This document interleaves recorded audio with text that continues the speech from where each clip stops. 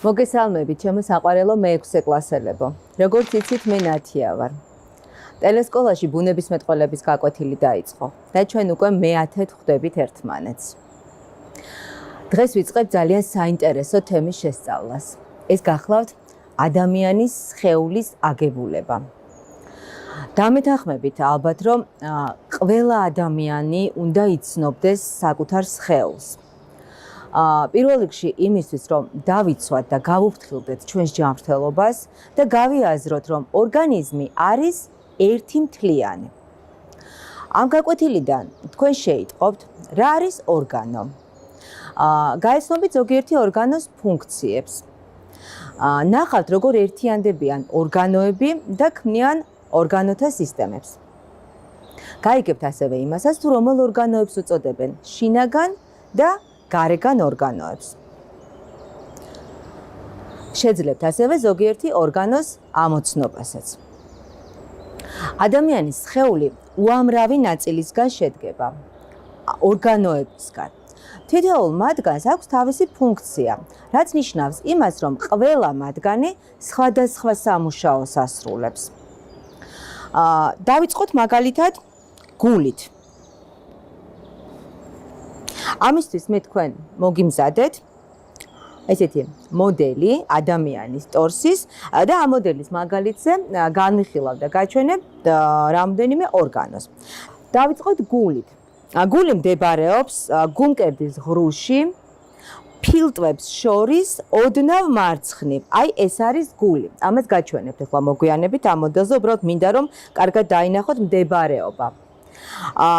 ამის გამო, როგორც ხედავთ, მინდა რომ კარგად დააკვირდეთ, მარცხენა ფილტვი შედარებით უფრო პატარაა და ფორმითაც განსხვავდება მარჯვენა ფილტვისგან.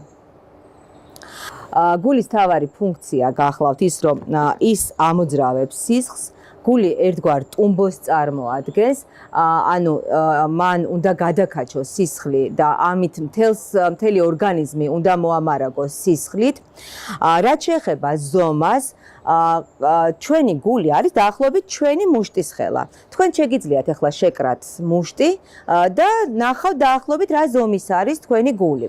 რაც შეეხება წონას, ის მთელი ჩვენი სხეულის მასის დაახლოებით 0.5%-ს შეადგენს. მოდით ახლა გული ნახოთ უფრო შედარებით დიდ მოდელზე.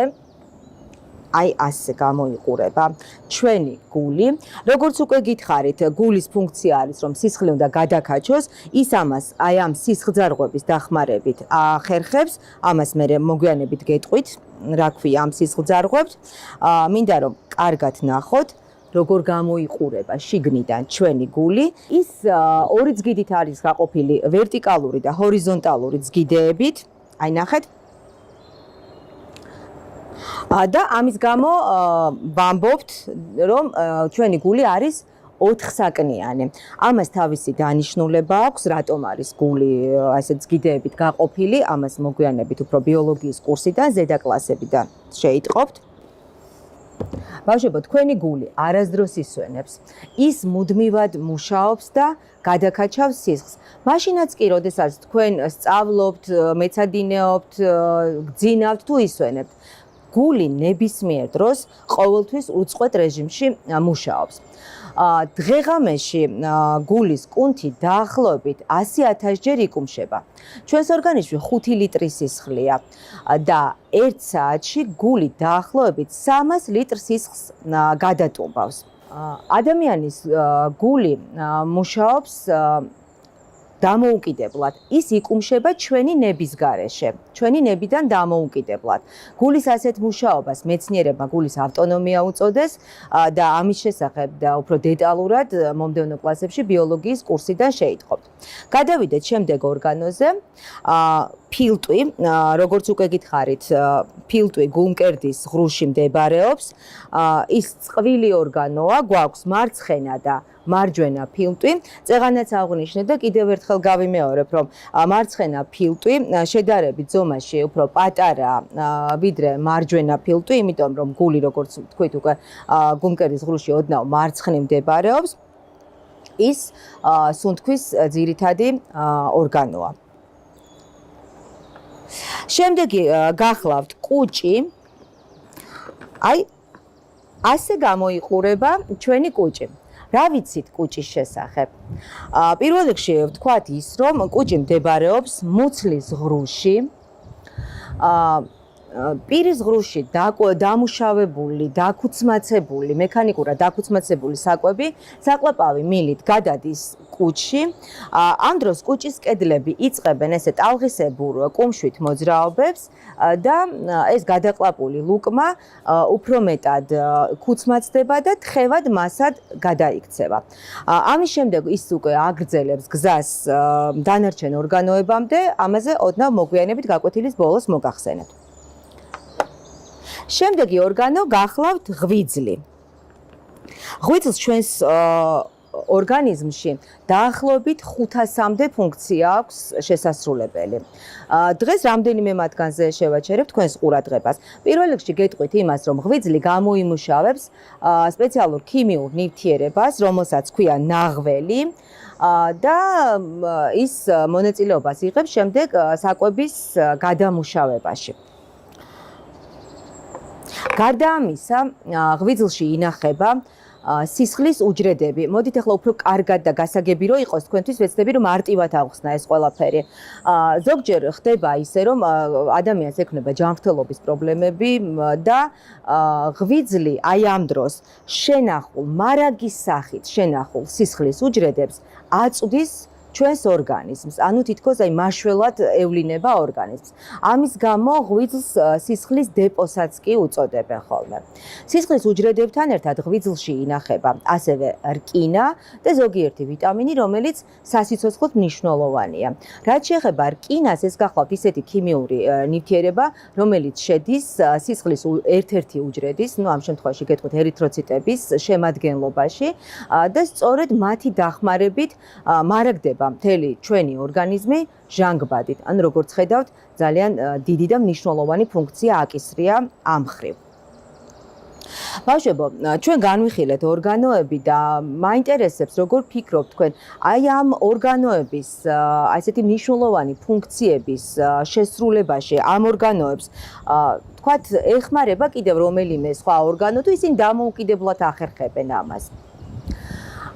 რა თქმა უნდა, მათ აქვთ ძალიან მნიშვნელოვანი ფუნქციები, მაგრამ ამ ფუნქციების შესასრულებლად ზოგჯერ ერთი ორგანო არ არის საკმარისი, მაგალითად ჩვენ თქვით რომ გულის ფუნქცია გახლავთ რომ სისხლით უნდა მოამარაგოს ორგანიზმი, რა თქმა უნდა მარტო გული ამას ვერ შეძლებს, ამიტომ ასე დროს ზოგჯერ ორგანოები ერთიანდებიან ერთი კონკრეტული ფუნქციის შესასრულებლად და ქმნიან ორგანოთა სისტემებს.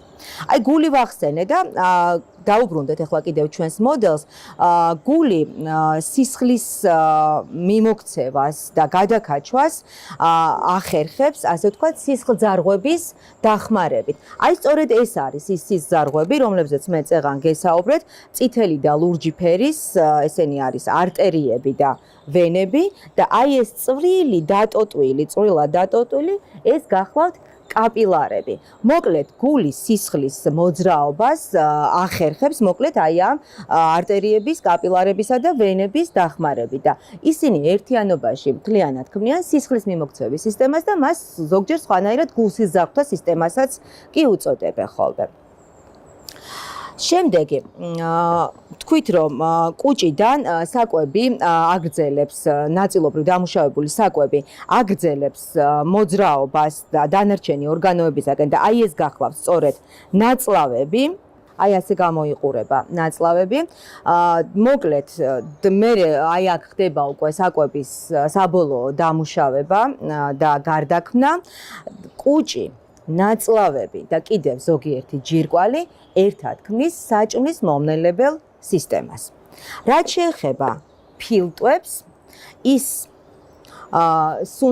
სასუნთქვის სისტემის ძირითადი ორგანოა და მინდა კიდევ გაჩვენოთ თირკმელები.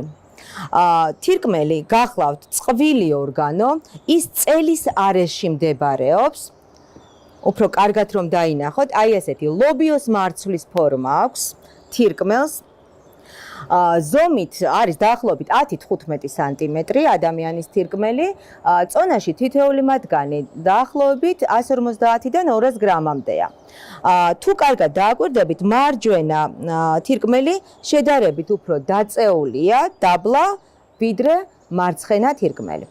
რაც შეეხება აი ამ სისხლძარღვებს, სისხლძარღვების საშუალებით თირკმელში შედის სისხლი, რომელიც თირკმელში იწმინდება, იფილტრება და სუფთავდება ძალიან მავნე და შხამიანი ნივთიერებებისაგან.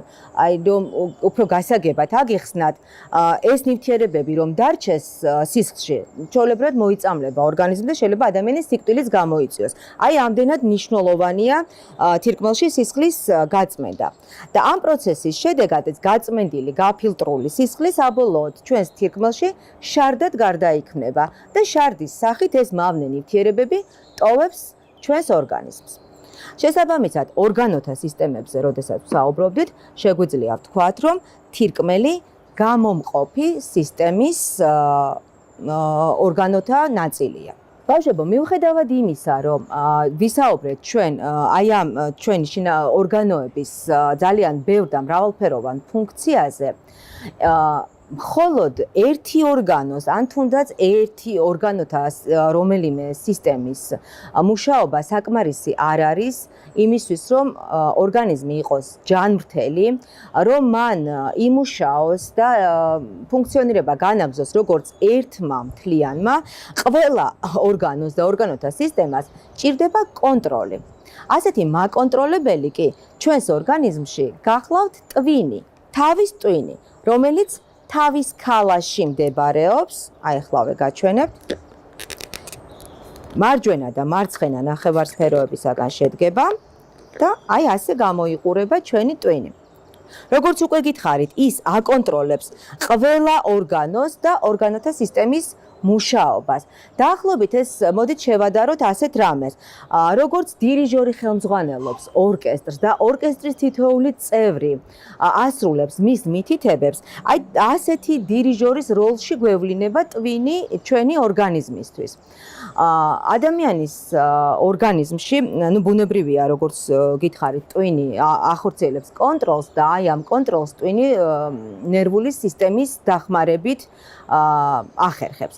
ნერვულ სისტემაში არის სპეციალური უჯრედები, რომლებსაც მიაქვთ ინფორმაცია თავის ტვინამდე, თუ რა ხდება ამა თუ იმ ორგანოში. შემდეგ თავის ტვინიდან უკვე იგზავნება ბრძანება და თითოეულმა ორგანომ უკვე იცის როგორ იმოქმედოს ამ ბრძანების შესაბამისად. ტვინი აკონტროლებს ადამიანის შეგრძნებებს. როგორც იცით, ადამიანს აქვს 5 ძირითადი შეგრძნება და შესაბამისად გრძნობათა ორგანოები. მხედველობა, მხედველობის ორგანო გახლავთ თვალი, სმენა, ყური, ყნოსვა, ცხვირი, გემოვნება, ენა და კანით შევიგრძნობთ სითბოს, მექანიკურ შეხებას და ასე შემდეგ. ყველა ამ ორგანოს მუშაობას და შეგრძნებებს აკონტროლებს ტვინი. მათი საშუალებით აღვიქვამთ ჩვენ სამყაროს, გვესმის, ვხედავთ, შევიგრძნობთ სხვადასხვა ბგერებს და ასე შემდეგ. ბავშვებო, მოდით ახლა დავუბრუნდეთ ისევ ჩვენს მოდელს და მინდა გითხრათ, რომ ყველა ორგანო, რაზეც ჩვენ ვისაუბრეთ და განვიხილეთ ამ ორგანოთა ფუნქციები, ეს ორგანოები მდებარეობს ადამიანის ორგანიზმის შიგნით, ნაწილზე ვთქვით, რომ გულმკერდის ღრუში, ნაწილი მუცლის ღრუში. ანუ შესაბამისად ამ ორგანოებს ჩვენ ვერ ვხედავთ. ასეთ ორგანოებს შინაგანი ორგანოები ეწოდებათ. ხოლო ორგანოებს, რომლებსაც ვხედავთ და ვეხებით, ეს გახლავთ გარეგანი ორგანოები. ესენია, რაზეც წეღან ვისაუბრეთ, გარეგანი ორგანოებია, თუნდაც გრძნობათა ორგანოები, ცხვირი, ყური, თვალი და ასე შემდეგ. გარეგანი ორგანოების დანახვა შეგვიძლია, მოკლედ, შინაგანი ორგანოები არის ჩვენი სხეულის შიგნით, რომელსაც ჩვენ ვერ ვხედავთ. მოდით ახლა შევაჯამოთ ჩვენი დღევანდელი გაკვეთილი. დღეს ჩვენ ვისაუბრეთ ადამიანის ორგანიზმზე, გავეცანით ზოგიერთი ორგანოს ფუნქციებს, ვნახეთ როგორ ერთიანდებიან ორგანოები და ქმნიან ორგანოთა სისტემებს, გავეცანით გულსიზრდათა სისტემას, საწვისმომნელებელ სისტემას, სუნთქვის სისტემის ორგანოებს, ასევე გამომყოფი სისტემის ორგანოებს. ვისაუბრეთ თითოეული მათგანის მნიშვნელობაზე და აღვნიშნეთ ასევე ისიც, რომ იმისთვის, რომ ორგანიზმი იყოს ჯანმრთელი და მან შეძლოს ფუნქციონირება როგორც ერთი მთლიანი, ამისთვის მას სჭირდება სპეციალური მაკონტროლებელი ორგანო და ესეთი მაკონტროლებელი ჩვენი სხეულისთვის გახლავთ ტვინი. დიახ, სწორედ ტვინის საშუალებით ხდება ჩვენი ორგანიზმის მუშაობის კონტროლი. ახლა რაც შეეხება საშინაო დავალებას. მე თქვენთვის მაქვს გამზადებული ბარათები, სადაც მაქვს ჩამოწერილი ზოგიერთი ორგანო და მინდა შეასრულოთ ასეთი დავალება. შეგიძლიათ გააკეთოთ ცხრილის სახით, ან უბრალოდ T-დიაგრამის სახით, როგორც ჩვენს გაკვეთილზე ვაკეთებთ ხოლმე. აქეთ დავაწეროთ შინაგანი ორგანოები, მეორე მხარეს გარეგანი ორგანოები და მე გაჩვენებთ ბარათებს, შეგიძლიათ ჩაიწეროთ და აი ამ ბარათებზე მოცემული ორგანოები გაანაწილოთ შესაბამისად ცხრილში. პირველი ორგანო გახლავთ ტვინი. მოიფიქრეთ მანამდე, რომელს მიეკუთვნება შინაგანს თუ გარეგანს. შემდეგი გახლავთ თვალი. შემდეგი ორგანო გული. შემდეგი ყური, ხელი. დარწმუნებული ვარ, ძალიან მარტივად შეძლებთ ამ დავალების შესრულებას. ვისაც შეგიძლიათ და გაქვთ სურვილი, შეგიძლიათ ზოგიერთი ორგანო დახატოთ კიდეც დავალების შესრულების დროს. დაგვრჩათ ცხვირი და